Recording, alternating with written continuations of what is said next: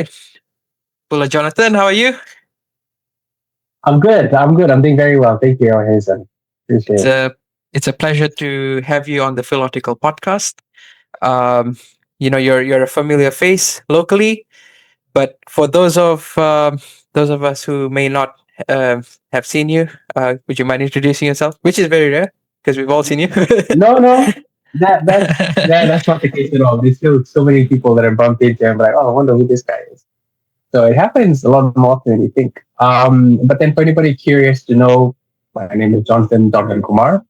I'm currently the producer and co-host for the breakfast show on Fiji One. Currently took over after they've built the show for over a decade, so it's quite the honor to take over a show like that. Um, it's pretty surreal to be on this journey, being one of the faces for mainstream media, and essentially all I am or all I'm trying to be is a storyteller. And you tell me how that goes based on this conversation. And what brought you to that? Storytelling is, I guess, inherently almost every human being has that aspect of storytelling, but you do it on a professional level. So what brought you to bring that out on a professional scale? I think because I could help people with it. When I first came into journalism, one of my first tutors was Felix Chaudhry. If anybody doesn't know anything about Felix Chaudhry, I highly recommend that you look him up.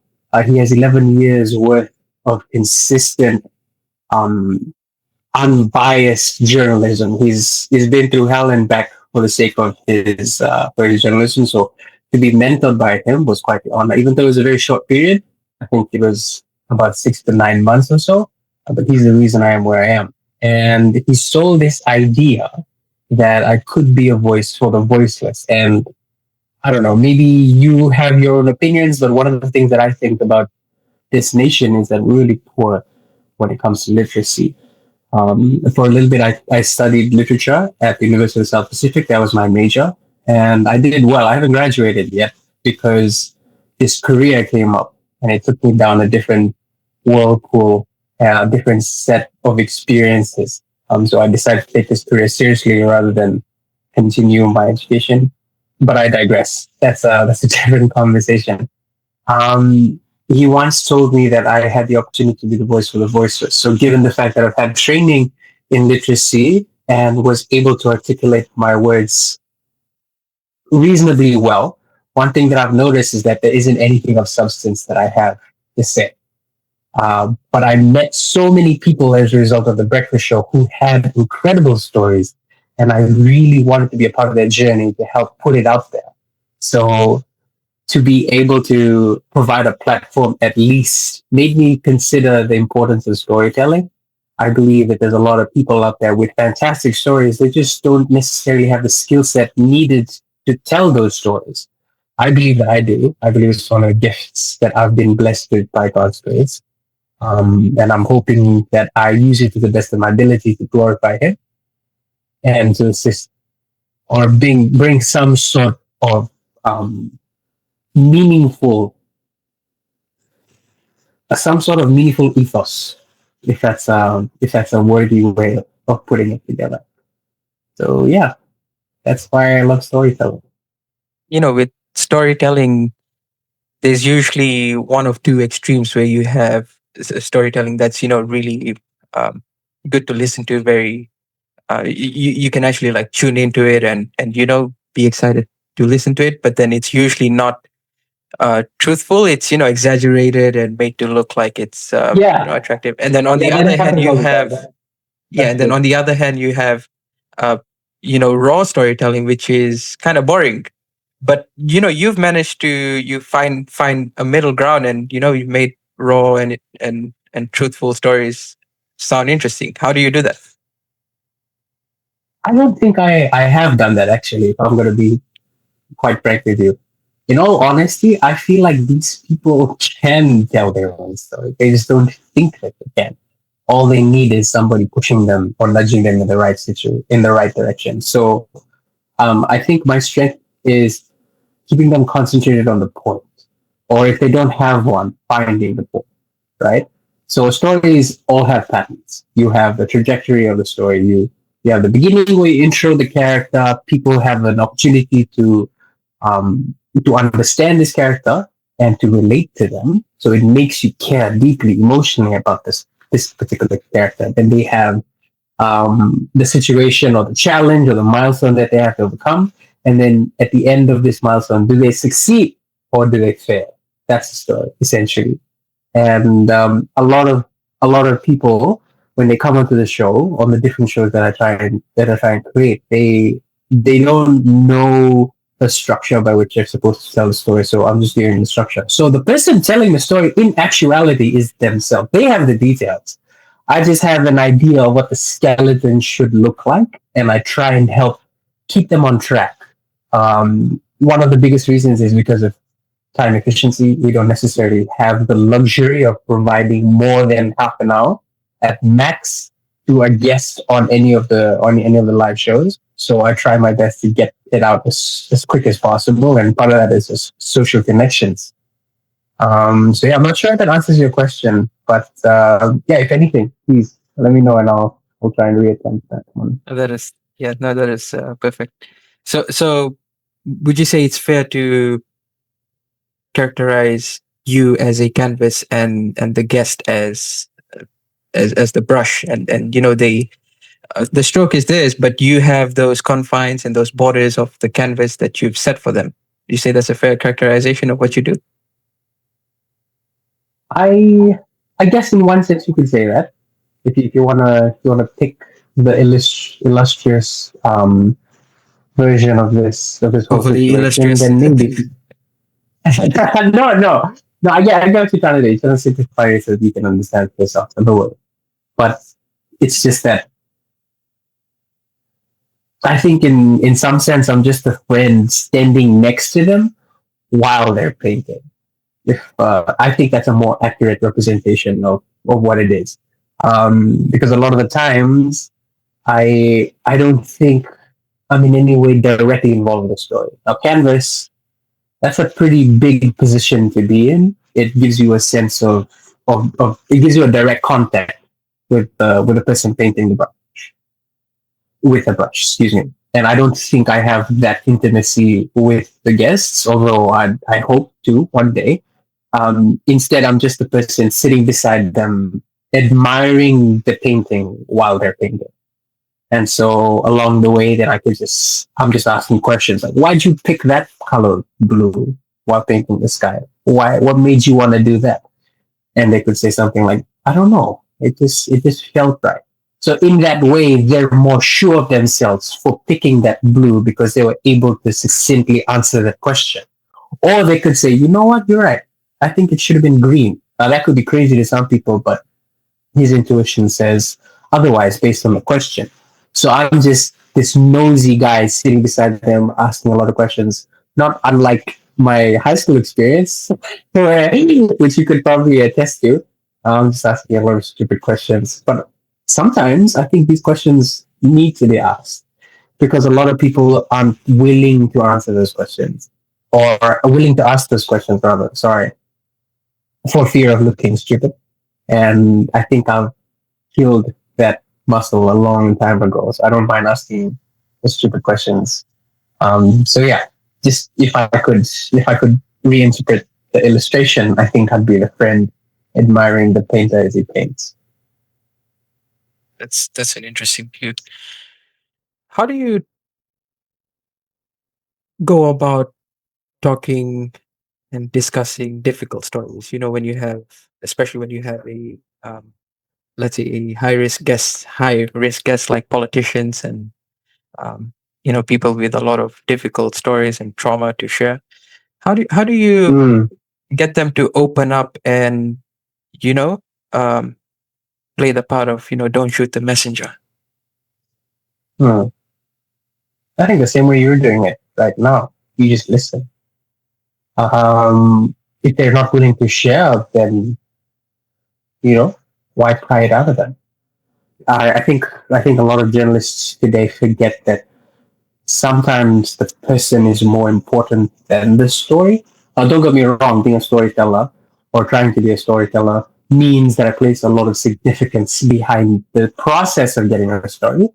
But that doesn't mean that the process of getting a story is more important than the person who chooses to share it with me. I've had many a conversation where I know there's more to it. I've done my research, or sometimes I know the backstory behind what he's saying or what he or she is saying.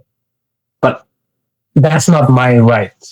Does that make sense? It's not my authority to make them tell the story.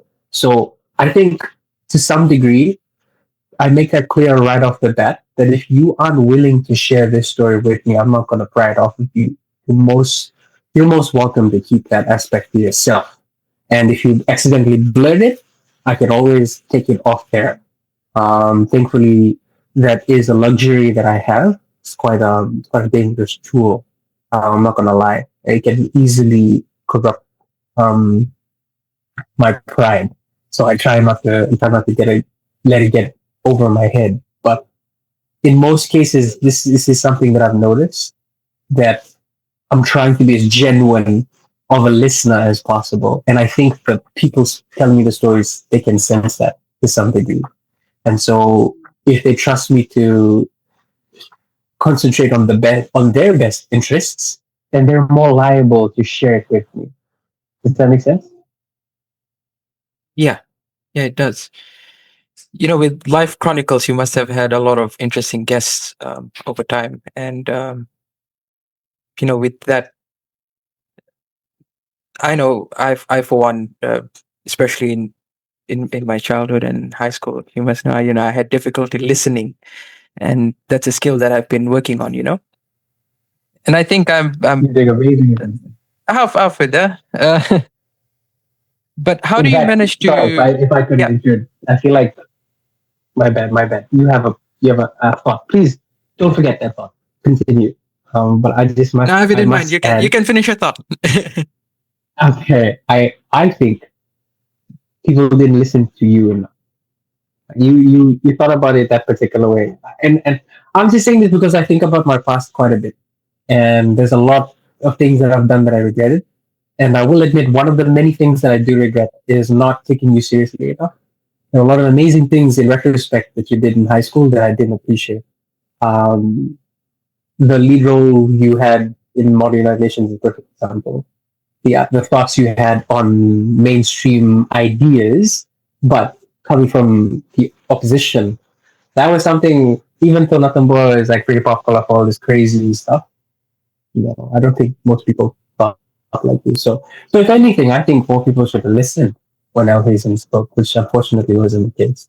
So, but I digress. Sorry, my bad. Just something I Yeah, mentioned. yeah. Thank you for that. Anyways, I still have the thought. Yeah, hasn't slipped away. So when you Good. listen, when you sit down and listen to stories from different guests from all around Fiji, does it ever scare you that here's someone sitting in front of me, Oh yeah. and they're telling the probably the most vulnerable aspects of their life? Um, does it ever Oh yeah. scare you that how you're going to navigate through that? Um, Not necessarily. I think. Well, yes, to some degree, there are guests who've come onto the show and they've shared some stories that I don't think I'm ready to hear. But more often than not, Guess what like, makes me afraid. Sorry, guess like, I'm putting you on the spot. sorry, my bad. I probably can't share those names with you, Fair but enough. you understand why. Although, although what I'm more afraid of, rather than them sharing a story that I didn't think I was ready to hear, is them believing in a story that I thought wasn't true. Now, you said this earlier on in this conversation that sometimes people exaggerate, and to some degree, they go towards the extremities of that exaggeration, but they fully hold to that idea without a shadow of a doubt in their soul. they think they're right. And that's what's super sad is, again, who am I to claim that they're wrong? That that in itself shows some pride in my own essence in saying that I think that this person who is super sure of himself is kind of wrong. But then I like to think that experiencing a variety of different stories and having a variety of different conversations with a variety of different people has allowed me to pick out when something might not be true. So that's what's that's what's scary to me. Uh, they hold it with so much desperation that they think it's true. And so, how can you have a conversation with someone like that? So that's just been more my struggle is trying to get to the truth of the matter. Yeah. With the rise of new media and social media, you have a lot of these news organizations that are moving on to the social media aspect of sharing news. The traditional forms of media, you could say it's slowly going obsolete. Where do you see traditional media going? Especially considering that your platform is on both new media and traditional media. Would you, if you had to opt for one, which one would you choose, and where do you see the future? New media, clearly new media. I think Life Chronicles is a perfect example of me trying my best to push towards the direction of social media. So you're right. We have traditional forms of media like print, television, radio, and then you have the new versions of journalism like civilian journalism, and that's made popular through platforms like social media. So I agree with you. There is a rise in a new version of journalism that traditional journalism isn't wholly familiar with. I'm saying wholly because we're not exactly alien to the idea of social media. I mean, to cut us some slack, the most popular platforms on social media still belong to the media. Um, Fiji One, 300,000 followers on Facebook. Then you have even the influencers have some experience with with mainstream media before they transitioned into social media. Like Shania Singh is a perfect example. She worked with Fiji for about 6 years before she decided to transition into social media, and she's been a phenomenal job at that. So to some degree, she's a civilian journalist because she informs the public about certain situations. But then, yeah, coming back to the question, I'd highly opt for new forms of social media because I grew up on social media even though we had print, radio, and then television, those were my go-tos to be updated about things that happened around me. I think my generation would always consider social media, and there is a mainstream media organization right now that picked that up earlier on. And so when I wanted to make Live Chronicles, the idea was to create it specifically for the platform of Facebook because that seemed to be our strongest platform. And we're gonna create the breakfast reels, which was specifically for TikTok.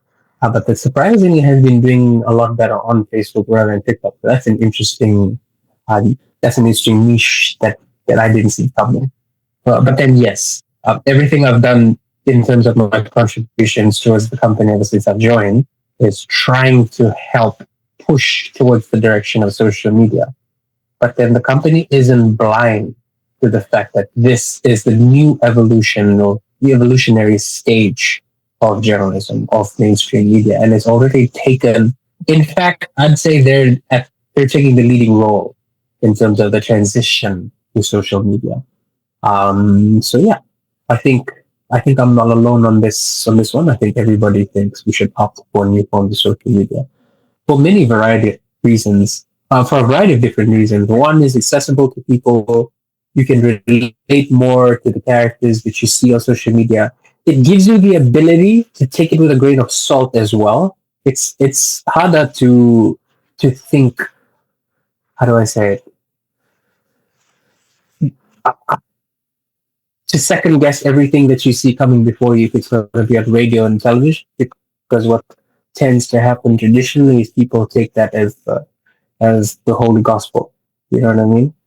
Hope I'm not taking the Lord's name in vain on that one. But what I'm trying to say is like Hmm. traditionally what happened was they take those mediums and they're like, oh, this is true. Hey, this is what happened. How do you know that happened? Oh, because it was on the news. Oh, where did you hear it from? Oh, I read in the paper. Oh, I saw it on television. It's like, oh, yeah, it must be true. But you can take the same article and post it on social media. It's like, yeah, but think about it. You really think that, like people are more willing to consider the entirety of that situation if it's on social media. For some weird reason, the psychology of a person is altered depending on the medium by which the article is presented to them. So I think that's a good thing. I think it gives people the ability to think critically for themselves whether an article is worth trusting. And I say that coming from the perspective of someone who presents the article to the public in the first place. So, yeah. I guess considering those points as valid, you could also make the argument that it also gives rise to a lot of misinformation and misdirection as well. A lot of clickbaits, and No, yeah. especially for the older generation as well. And then the rise of AI. You have these sort of videos that look hyper realistic. We used to make fun of old people for getting scammed, but then that's us now. Um, how do you manage to, I guess, balance that out, or how do you manage to, make a case for new media when you have the risks of misinformation and misdirection? I think the risk of misinformation is always going to be there. But I think the best thing a person can do to defend themselves against that risk is to gather more information. For example, if you're getting some statistics behind the amount of murder cases in Fiji, and the statistics are presented to you on social media, let's take X, for example, you saw it on X. Instead of looking at the article directly from the mainstream media, I think a better option would be go to the sources that the media got those stats from. So if it claims it's from the police, then go to the police. What you'll be disappointed to see is that more often than not, a reporter just takes a press release, turns it into reported speech, and presents that to the people. You can decide if that's proper journalism or not. Now, it's probably okay if the stats are factual, but who's to say that the police are giving you genuine facts based on scientific data that is peer-reviewed and is actually factual? That we don't know. So there's always a risk of misinformation, depending on whichever source that you choose, whereby you can go direct to mainstream media or directly to the sources by which mainstream media gathers their information from. Now, good journalism would be the person who goes to those sources and digs to find out whether that information is authentic or not. But good journalism is very scarce these days. What we find more is quantitative journalism, who can present the most amount of stories. Because the person that can write 5 stories a day is significantly more important than the person who can write 1 good story a day. What qualifies someone to become a journalist? Oh, that's a good question. I'm probably not the best person to answer that. What qualifies a person to become a journalist? There's this, before you answer your question, there's this, reminded me of this Nepali, this tourist that went to Nepal, and, he was caught in the midst of the civil war. And overnight, from being a vlogger, he became the most renowned journalist on the planet. And you could see him running through the streets. There's fire in the background, everyone shouting. And, he did a better coverage than most of these big fries out there, So if he could become, probably the number 1 journalist in the world at that time, what do you think qualifies being a journalist? Catching on to fiery stories? No pun intended. I thought that was a fantastic meme, by the way. But then we need to remember that it is a result of meme culture. So meme culture doesn't necessarily mean that when someone claims he's the best journalist in the world, to take that literally. People say that because they're it's hyperbole, or more often than not, they're just exaggerating a funny point. So with this case, when people say that he's the best journalist in the world, I think it's because he had the most in-depth coverage on the situation at hand. But that was a situational scenario. That's not necessarily an example of good journalism. He just happened to be at the right place at the right time, and he shared everything that he heard, saw, smelled, touched, put it all out there, and people decided for themselves what to make of the fact. So, which is what a journalist is supposed to do, actually. There are some journalists who've done similar things in Sudan. When you look at the situation there, and it's not exactly easy. These journalists don't have the opportunity to be at the right place at the right time. They have to find out when and where they should be, and then make the effort to travel to those places to find out the situation. Now, you tell me then, a tourist who happens to be at the right place at the right time, or a journalist who will do everything within their power to get to the right place and the right time to get the story and present that to the people. Like, who's putting more of an effort there? Obviously, the tourist gives you a better story because he's got the facts. And the journalist might give you a less accurate story because he doesn't have the facts yet. But he's a trained journalist, and he knows how to get it and present it in a way that the public are ready to see. Because what the tourists aired on social media, a lot of people found humorous. But what if there was a child that ran into a store and in the anarchy shot a man, and he just happened to capture that and he posted that live on television? Would he still be an ethical journalist because he aired everything that he saw on his social media? He doesn't necessarily have the training. So this is the idea behind civilian journalism, whether civilians deserve to even be termed journalists in the first place. So there's a lot that goes behind it that most people don't necessarily take into consideration. So I think there's a lot that goes behind becoming a journalist, and a lot of people don't seem to respect, unfortunately. I I think there's some semblance of respect towards journalists in a sense that there's an essence of fame that comes with it, but there's not as much respect in an essence of the quality of work that they put out. But to be fair on the people, the quality has been heavily diluted over the years. So it all makes sense to me. Yeah. We might have drifted off in a different direction rather than answer your question, but The I'm more the hoping I'm better. contributing something of value.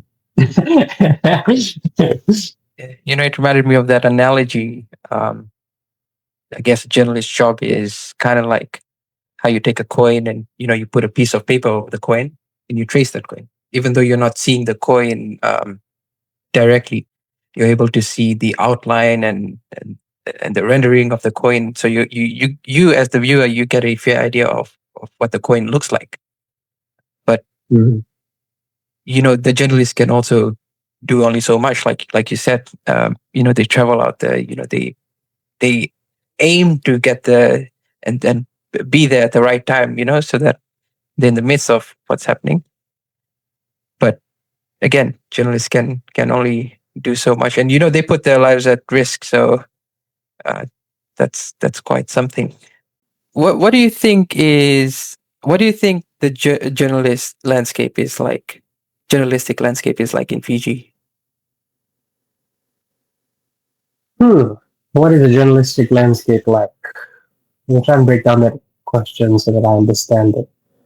Are you asking me what I think the quality of journalism is like in Fiji, or the quality of the journalists?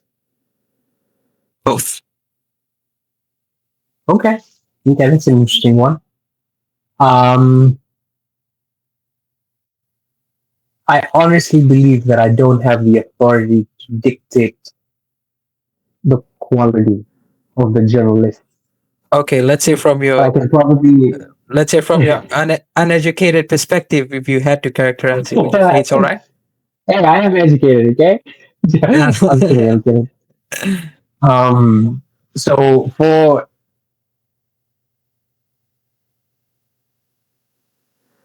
This is a typical situation that I've noticed. Now, I'm not saying that every journalist is like this, but I'm just saying that when I was a journalist, this is more often than not what happened. But there's a lot of underlying reasons why this happened. So the situation shouldn't be held against them per se.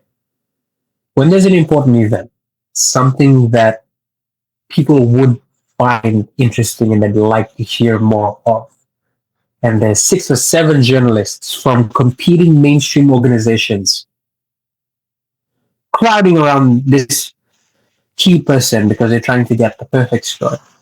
They hold a phone in front of his face or a camera in front of his face, and they get 30 seconds worth of information. Now, they only take that 30 seconds of whatever he might say based on the topic, and they throw that in the article. Then they take the press release that the media liaising officer of the key person will probably have ready in hand, and they reword that and they put that into the article. Now, the reason they do this is efficiency. It's the fastest way to get a story. So this is not necessarily a bad method. It works a lot of the times, especially if it's a direct story, if it is what it is, the type of situation. So for the sake of efficiency, let's say that one reporter is there in studio and he only has 8 members with him, but there's 40 stories to put in the news on that particular day. Is he going to find the time to go deep into his research to authenticate this story? The best thing to do is to trust the person who is supposed to be giving you authentic information. So it's just a case of efficiency. But then a lot of the times, especially if you don't trust the sources, how do you know if what you're receiving is factual information or not? You don't. This is one of the reasons why I tend to walk away from certain types of stories, because people don't want to ask the big questions, and if you become a whistleblower, then you get outcasted, and nobody wants to work with you, and you don't want to risk that. Because even a good journalist who's willing to go in depth knows when to go in depth and when to share a story and when to keep his sources safe, right? So, in my opinion, that's the case that's happening right now on the journalistic spectrum. You can make of that what you will, decide if that's a good thing or a bad thing, but it's the case. Funding is one of the biggest reasons why journalism hasn't been what it could be. You need human labor to be able to dish out the maximum amount of journalists over the maximum amount of area. But most of the journalists, if you'll notice, come from the central division. Most of the stories that you see in mainstream media comes from the central division. We don't necessarily know in depth what's happening in Lapaka or in Vanuatu or even in the maritime areas, except what the authorities responsible for those areas tell us. So there's a lot of limitations. If you can't hire more human labor, then you can't task them to go to different areas and expect them to come back with the best story if you only give them a day and you expect 5 stories. So that's the situation. That's the situation at hand. Then you have the issue of resources. I don't know if you noticed, but when was the last time you watched television? Probably ages ago. When was the last time you watched YouTube? This morning. What's the highest quality video you've watched on YouTube? You mean as in the resolution? Yeah, the resolution. 4K. That's beautiful. What's the lowest available on YouTube? I think it's 180. 144. 140. 144. Yeah. That's the majority of files that you see on mainstream television. Then you have HD, like I'm not going to name names, but then some organizations have been able to distribute HD. But how long has mainstream media been around? Why is it taking so long to transition from 144 to 720 when people are already working on 4K, and there are some cameras that have the magnitude of 8K. So you have resources that are lacking. You have video editing softwares that have long past their manufacturing date but are still in use. Why do You you think have that people is? using funding. I think funding is a big reason why. Training is another reason why. Um, Fiji television, in particular, has had one of the longest histories when it comes to digital journalism, and so it sort of paved the way. Now, when someone does something first, people tend to follow suit. And while I'm proud that we've been able to be labeled as a trendsetter, that doesn't necessarily mean that it's the best way possible to conduct a certain thing. So a lot of the times, freelancers are they produce way better quality because this is a system that worked. It worked for 40 years, and people have been eating it up. I mean, if they didn't, the stats wouldn't be as high as they are. I mean, looking at some of the social media posts on mainstream media, these numbers hit a million, 1.2, 1.3, 2 million views. These are numbers we've never used to hit in the past, you know? Even though the quality of the work isn't as good as it could be. You do this, it works, and it still gets you the results. So why would you go the extra mile if you're getting the same results you would have got if you only did this and that? So what's worth the work? Do you know what I mean? If improving your resource is going to guarantee an outcome, then don't get me wrong.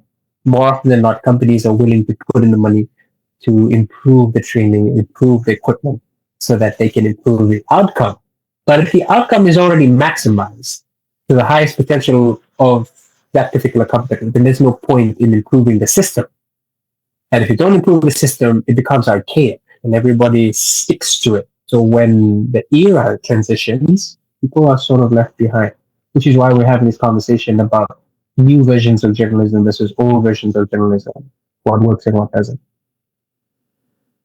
Taking you back on efficiency. Vice at one point was probably the most popular media organization in the world, especially in the early 2000s. And Vice had this thing where they didn't care about efficiency.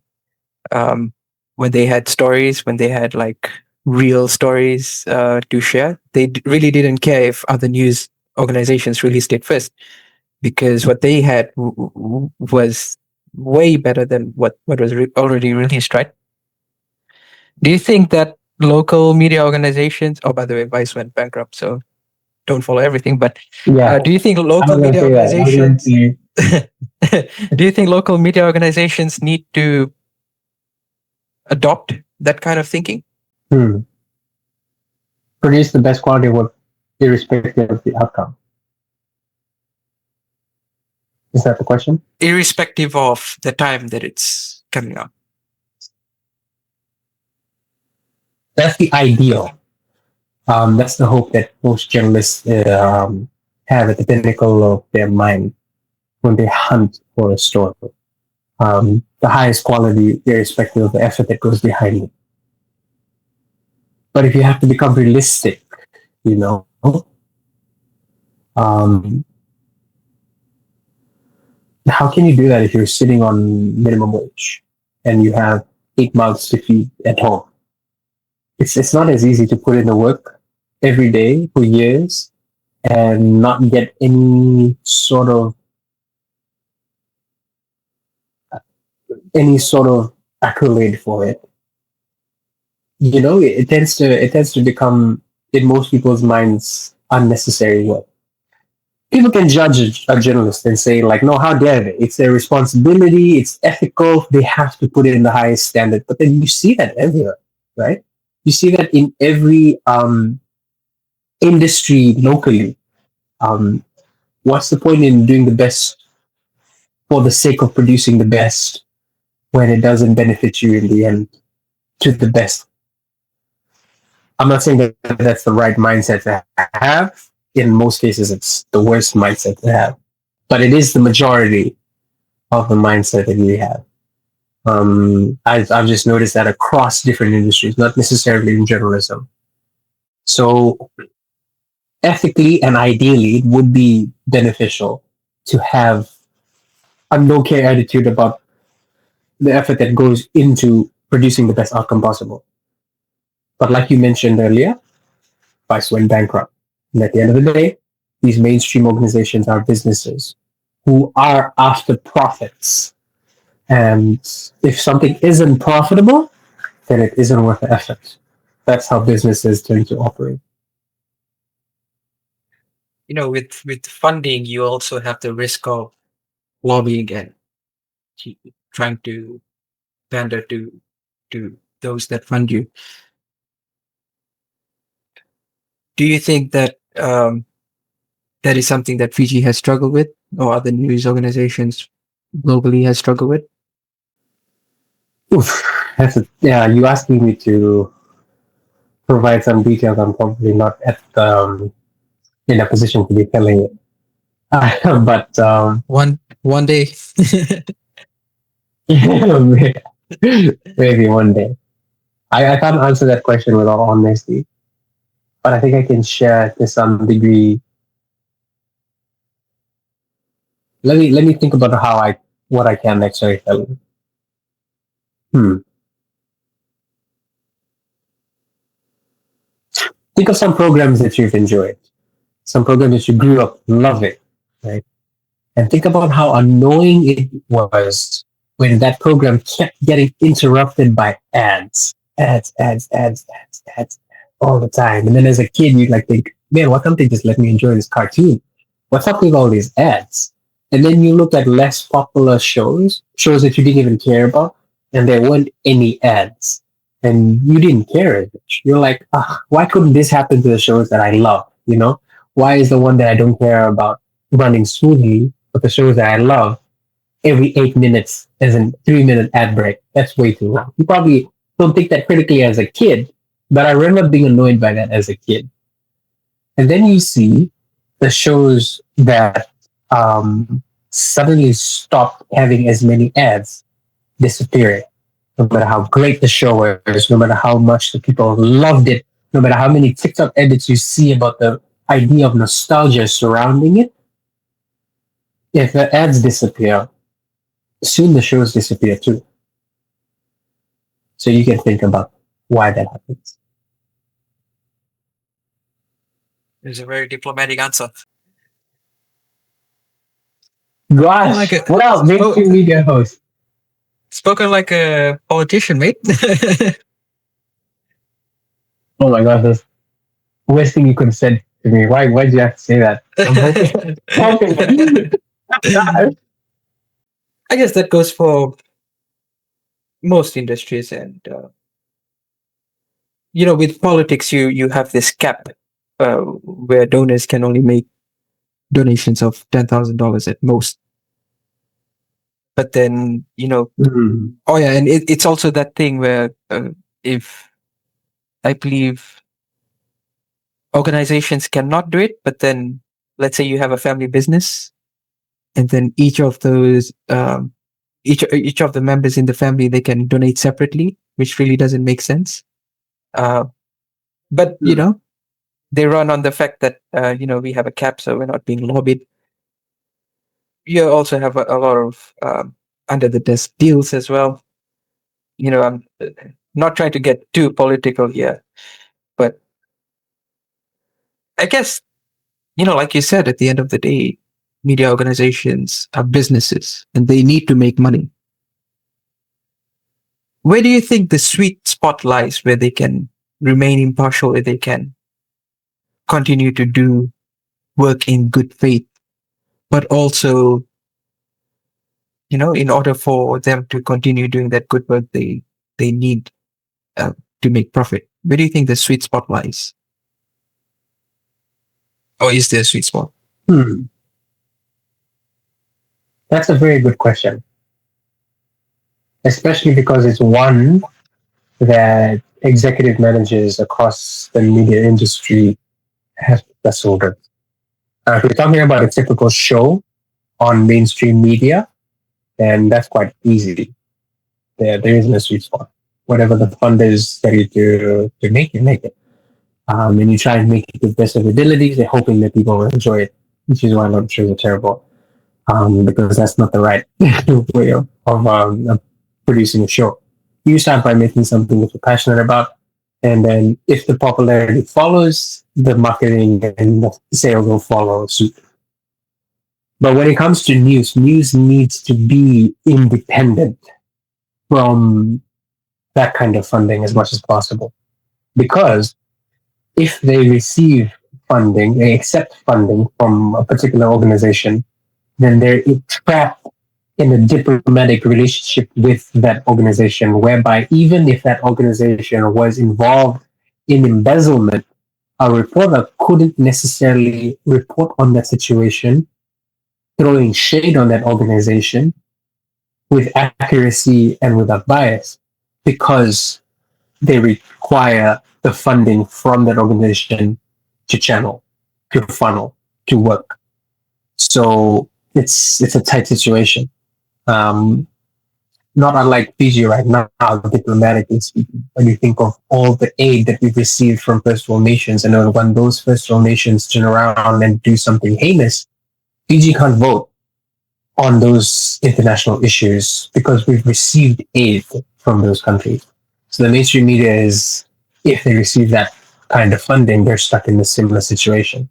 Some news organizations have opted to totally refuse all that kind of funding, and all power to them. But unfortunately, those ones aren't the ones that are popular enough because they don't have the funding to grow their platform, right?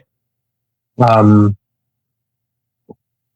and then you still need that money anyways if you're going to sustain that big of a platform. I mean, national television, national radio, national print. That's not a cheap thing to fund on a daily basis all year round, and then for a decade on top of that. So I think finding the right funding would be to find the right funder. That makes sense. And what makes a right funder?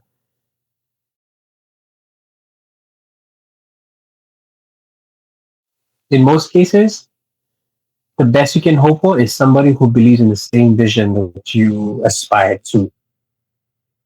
So if health and wellness is your priority, you might want to look at a business whose priority is health and wellness. For example, if you have a story in business, you might want to look for an organization whose priority is developing small, micro, medium enterprises. So finding the company that shares your vision is one of the best ways to go.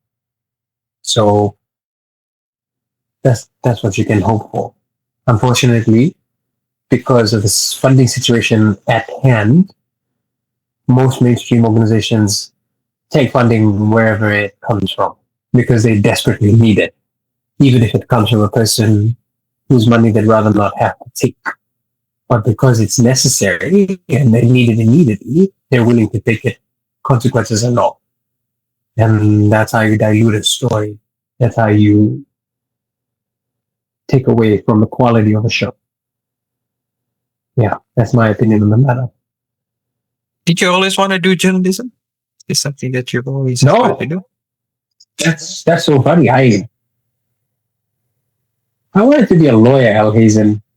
I wanted to argue with people all the time. Then until I got very tired of talking to people at all. Got tired of winning? So no, I tried to lose it.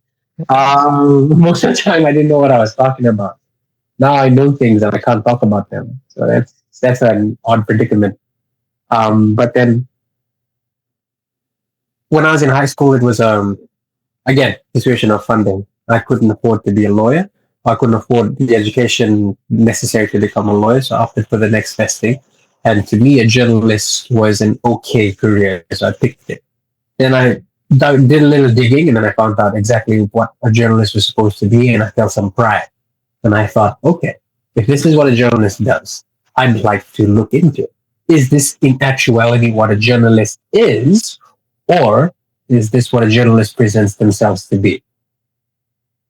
And that has varied across different organizations and different journalists specifically. Sometimes they are the journalists they claim to be. More often than not, that isn't the case. So I became intrigued. It was like drama. And you're fresh out of high school, you live on drama. You're you come from a small town in the West and suddenly you're involved in big situations like this, you want to know all the details. Better yet, if you're involved directly with the people who are in that situation that the story puts a spotlight on, gives you a sense of, and it puffs you up. You're like, wow, I know that guy that everybody's talking about now. And he's giving me an exclusive. So there's power, there's pride associated with it. And I wanted to see if I could continue to get the best quality in the outcome of the story without being corrupted by the benefits that journalists tend to be at risk of receiving. Um, it hasn't always been easy, I will admit, but I've tried my best. And I'm hoping that the quality of my stories that are still online at everyone's discretion, people can just judge for themselves. I think at this point I've written over 1,000 articles, so it's hard to track all of them. But I'm hoping that every one of them were accurate. Sometimes I go back and read them and I'm like, what kind of idiot were you? Why'd you write that? It wasn't worth it. Or why'd you write it that particular way? But we shall we shall see as time goes on how Jonathan Kumar is remembered. You have to admit there are some names that pop up on mainstream media that stick with you. You remember them. You don't know why sometimes. Also, most times you do. I'm hoping to be someone like that, but I'm hoping to be remembered for the right reasons. Yeah. With things like personal branding, like you said, you have certain figures that you instantly associate with. When you talk about PG Village, Vijay Nara is probably the first guy that comes to mind, right? How important do you think is personal branding? Because I guess with news organizations, you also run into the dilemma of you don't really want the news organization to be so attached to this representative that you have. You also want to, just be an organization that whoever is representing you gives the most accurate news out there. How important do you think personal branding is within the journalistic landscape? I think personal branding is the wall between you and becoming expendable. I think if a journalist does what any other journalist can do, then they can just be replaced by any other journalist should they present any kind of problems towards the corporate companies they represent. The only way you can protect yourself against that in most cases is personal branding. If you have a name that people will remember, and if you have a voice that people want to listen to, you become harder to bully. So personal branding gives you some sense of freedom. Freedom financially because you can demand a certain level of an income, of a salary. You can demand benefits that come with it because you have a name that deserves it. So it's personal branding is more for protection, in my opinion. And yes, I will admit that there are a lot of benefits involved with it. But mainstream media, there's a reason they're called watchdogs. Now, watchdogs are not safe animals, you know, and a watchdog, like any dog, can always turn around and bite its owner, let alone someone under their care. So you need to be someone remembered. You need to be somebody people can remember. So there's less of a chance for you to be kicked off to the curb, which happens so many times. Journalists are one of the most disrespected people in this country, in my opinion. I've seen them be spat on, pushed aside, tossed to the curb, given leftovers, told to stand in the rain. They've been ridiculed, they've been mocked. I've seen this happen. Even in a society where you claim, well, it's not as bad as it could have been, stuff this still happens. So it's not necessarily the same when you walk into a room and people are like, oh my God, is that, and I've noticed that change when I started hosting the breakfast show compared to when I was a reporter for the news. When I was a reporter for the news and I came into any building, they would just ask media, tell me, yeah, you guys go over there. Sometimes going over there is a good thing because like, oh wow, VIP table. Sometimes it's like, no, you have to be standing in the back. And if there are any leftovers, that goes to you.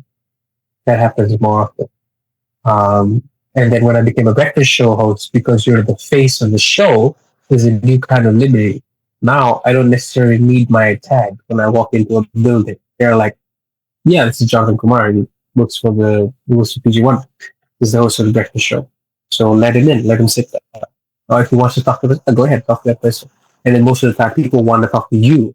So instead of me hunting a room trying to find out what the story is, the people organizing come to me after inviting and say, hey, this is what's happening, blah, blah, blah, blah, blah. At the end of the day, I'm still a journalist, so I have to figure out whether it's telling the truth or not. But then there's been a change. And this change has been brought about because of, to some degree, personal branding. That's how important I think it is.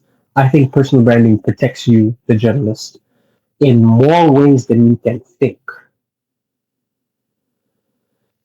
Which industry would you say is the most volatile to cover? Who are the most volatile against covering news? Politics, most definitely. But then, if you ask me who are the people that love cover news, politics again. It really depends. If the cover news is against the organization or the person is going to be against you. But if the story uplifts the person or the organization or the person is going to thank you for it. Yeah.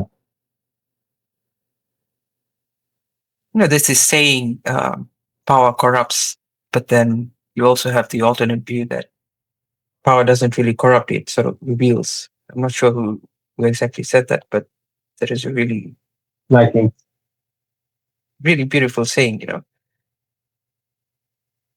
Do you think that power has revealed any of the maliciousness uh,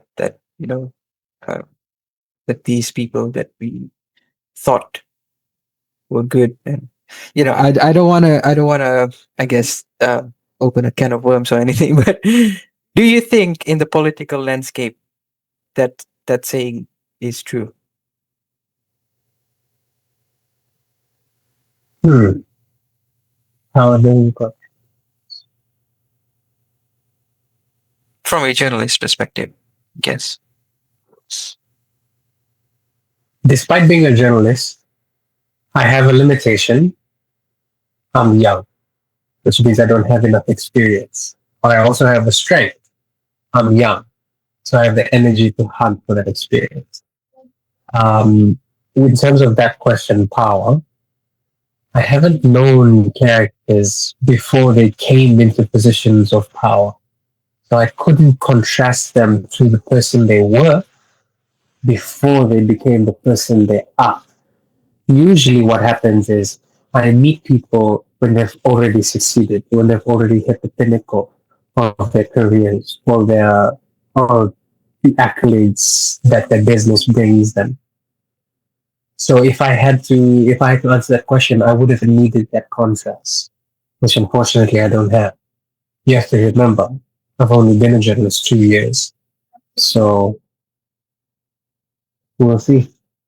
Have you ever I had hope to find the answer to to that question myself. have you ever had to deal with you know being a journalist for 2 years now? Have you ever had to deal with subjects and certain people that are very risky to cover? Yeah, yeah, all the time. On a weekly basis, especially. Oh boy, a lot of the times they bring you a story and they expect you to tell it in a certain way, and then sometimes I think it's boring, or I think this is just so surface level. And because the nature of the show that I run is conversational, which means we tend to drift off based on the flow of the conversation. Like, take this for example. I'm assuming that you had an idea in mind and you had set questions, but you couldn't exactly predict the flow of the conversation. It goes where it goes, correct? Yeah. Sometimes people give a script and they say, okay, you say this word and I'll say this. You say that and I'll say this. Then I look at them and I'm like, you want to tell me how to do my job? That's very offensive when you present a script as a guest on my show. So it becomes dangerous then And when I know they you can't give name you the word I know you can't name the person, but which landscape do they come from? politics and corporate. Yeah, Mostly politics, the I'm guessing. corporate. Yeah, excuse me. Mostly politics, I'm guessing. Mostly corporate, actually. Um, People tend to forget that political heads act like CEOs. What's a CEO's responsibility? They're glorified salesmen, is what they are. Their responsibility is to sell the product or the services that the company that they represent um, provides. So their responsibility is to connect their company to the right markets, find the best resources at the best prices, find out which trends to hit on a particular time set. That's their responsibility, constantly hunting for the best direction to go in so they can get the best sale. So ministers are sort of the same, but for the within the ministry that they represent. So what's the best way to push forward this particular sector? Who are the best people to talk to? What are the best countries to make friends with? Which countries do I avoid? Now, if they're talking about finances, which companies support do I want? If it's this particular company, what do they want me to say? Or what do they want me to do? I can do more of that and get these people on board and they'll help the people who I'm responsible for.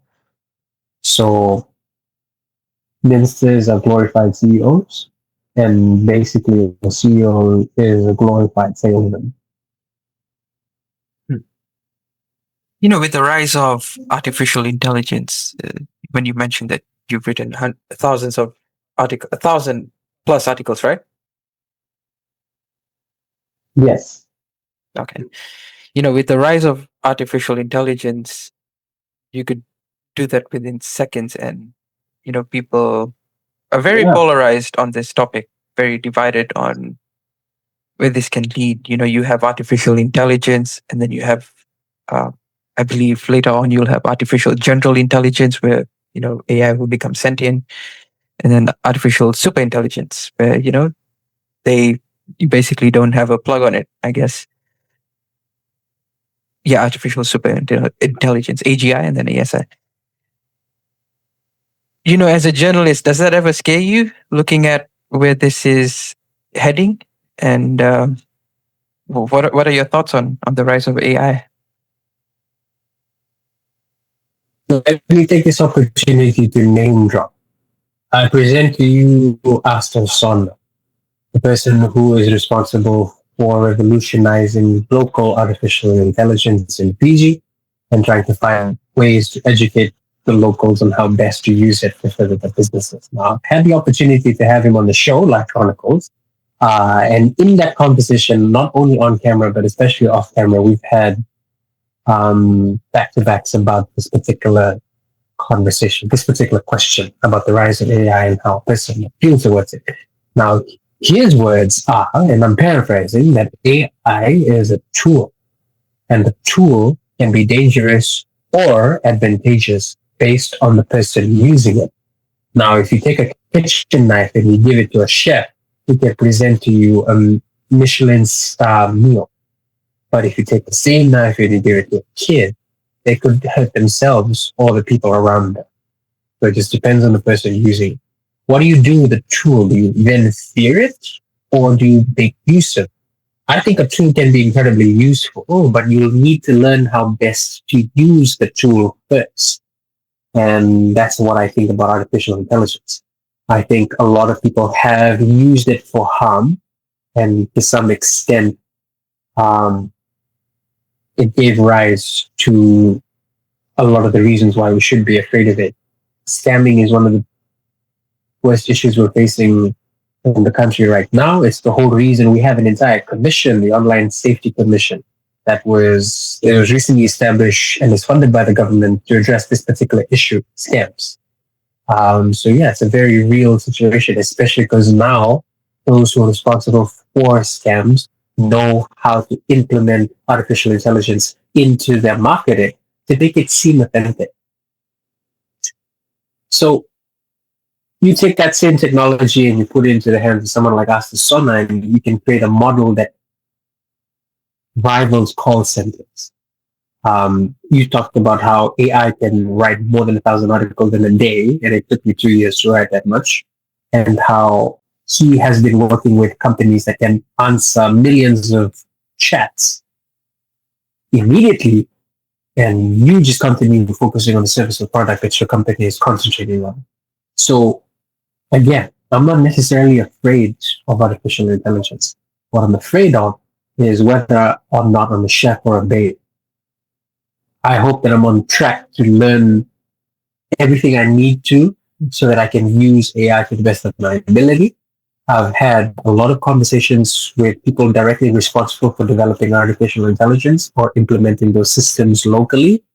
And I've also had conversations with people who are working with government officials to try and find a way to implement systems whereby companies and the law can make room for something like AI. Because whether you want like it or not, it's here to stay. Just like Google once was, like the internet once was.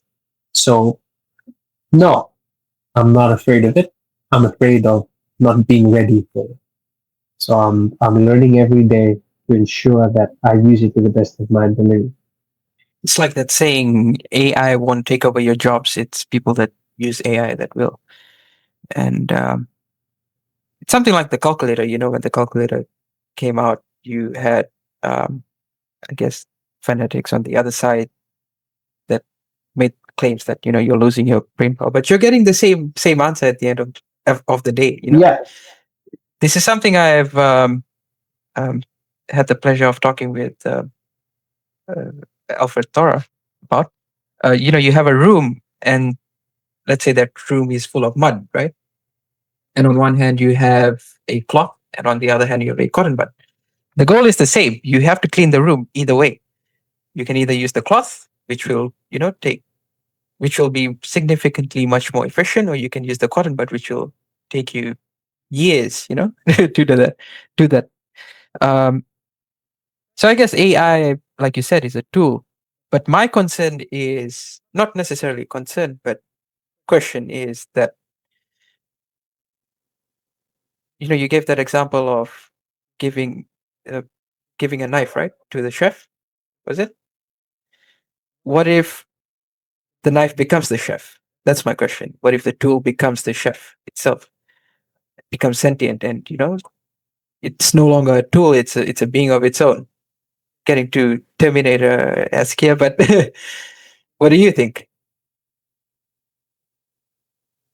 Hmm.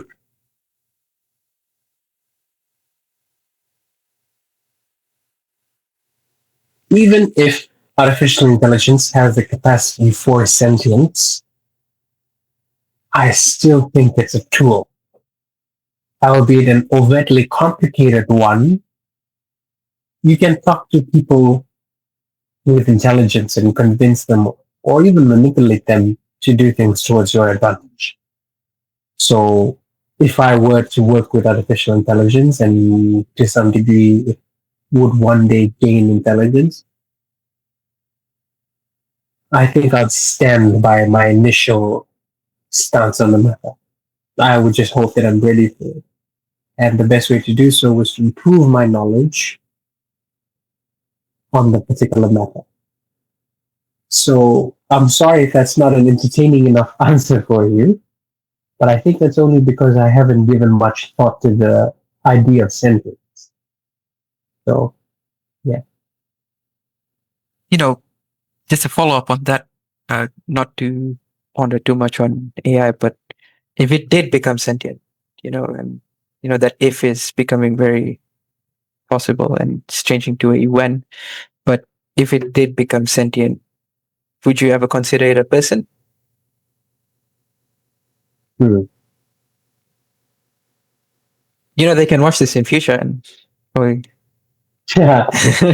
Oh, I what I consider sentient technology a person. No, no, I wouldn't. Simply because my understanding of what a person is a human being created by God. Now that could be an oversimplification of the idea of what a person is, but the definition of sentient technology doesn't fall within the confines of God's creation. So call me old-fashioned or traditional, but me, no, How much has your faith played a part in your role as a journalist and a storyteller? not enough. If I'm going to be honest, I wish it was the entirety of this role, but no, I don't think it plays enough of a role. I'm trying to implement more of it, but a lot of the times it's hard to balance neutrality, which is my responsibility as an ethical journalist and as a television host, together with my own faith, because my faith, by definition, implies that I have or I abide by one particular resolute idea or ethos or logos, which is an even better word to describe the matter. So there's this logos that I believe in that defines every situation that I'm a part of. But unfortunately, it's difficult to do that while trying to be neutral. Although, if I might say, Charles Spurgeon, famously known as the Prince of Preachers, once said that a good Christian shoemaker isn't one that puts crosses on his shoes, but one that makes good shoes. So I think a good Christian would be a good worker, not necessarily one that is saying the word Christ in every sentence. So my responsibility then, keeping that in mind, is to try and be the best host or journalist that I can be, being as unbiased, as accurate, as fair, going into depth to the best of my ability. And I think that in itself glorifies God. Sort of like what God instructed Adam to do, to go and look the land, its curse. Yeah. Go ye therefore and subdue. You have dominion over the earth. Go ye therefore and multiply. Sorry. Please excuse me. Yeah, the first employment was as a gardener. So, all we had to do was be a good gardener. And it's not like he was told to spread the gospel. There's nobody else to spread the gospel to. And then there was no sin in the world yet, so it's not like he had to worry about that particular problem. All you had to do is to be a good gardener, and that honored God. So if I'm being called to be a television producer, host, or journalist, then my responsibility is to become the best I can be, um, with integrity, of course. I always ask my guests this towards the end of the episode. Let's say, Jonathan Kumar, everything that you've done till this point, uh, your primary school education, your high school, awesome days with me, obviously. Let's say they're gone, right? And then your days as Oh no! What a terrible nightmare! Not remembering Al. yeah, and let's say your days as a journalist and a storyteller, a brilliant storyteller, in my opinion. Let's say, let's say it's all erased and it's just you at this point in time. What is one message that you would like to leave for someone that were to listen to this?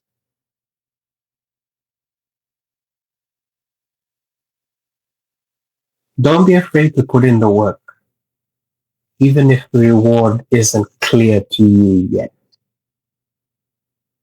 I will admit I had a feeling we'd ask this question based on the other Philotical podcasts. I was giving this one some serious thought.